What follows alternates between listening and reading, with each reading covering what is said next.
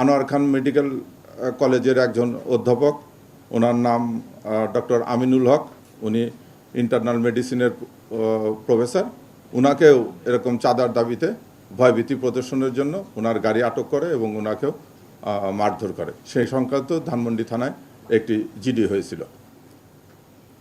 ইভানের দেওয়া তথ্য মতে আমরা ঢাকার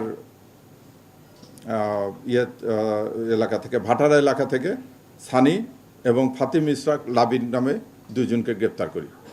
এই সানি হচ্ছে এই চক্রের মূল হোতা। সানি 2022 থেকে 2025 পর্যন্ত লেবার ভিসায় সিঙ্গাপুরে ছিল। সে সিঙ্গাপুরে থাকাকালীন জনক বাঙালি একজন ব্যক্তির সঙ্গে তার সখ্যতা হয়। সেই সখ্যতাতে ধরে তারা হুন্ডি ব্যবসায় জড়িয়ে পড়ে এবং হুন্ডি ব্যবসায় জড়িয়ে পড়ার পর সানি বিভিন্নভাবে প্রায় 5 কোটি টাকার মতো প্রতারিত হয় উক্ত তার পার্টনার দ্বারা। তারপরে সে হতাশাগ্রস্ত হয়ে দেশে চলে আসে। দেশে চলে এসে সে বসুন্ধরা এলাকায় থাকে এবং ওই লোককে খুঁজতে থাকে। এরই মধ্যে তার সঙ্গে একজন ব্যক্তির পরিচয় হয়, যে ব্যক্তি তাকে এই বুদ্ধি দেয় যে তুমি যে লস করেছো সেই লস কাভার করার জন্য আসো, আমরা একটা গ্রুপ করি। গ্রুপ করে এখানে বিভিন্ন ব্যবসায়ী এবং বিভিন্ন সমাজে প্রতিষ্ঠিত ব্যক্তি, তাদেরকে আমরা নাম, ঠিকানা, তাদের গাড়ি নাম্বার, তাদের ফ্যামিলি বায়োডাটা এগুলো সংগ্রহ করে তাদেরকে আমরা ভয়ভীতি প্রদর্শন করব এবং তাদের কাছ থেকে চাঁদা দাবি করব।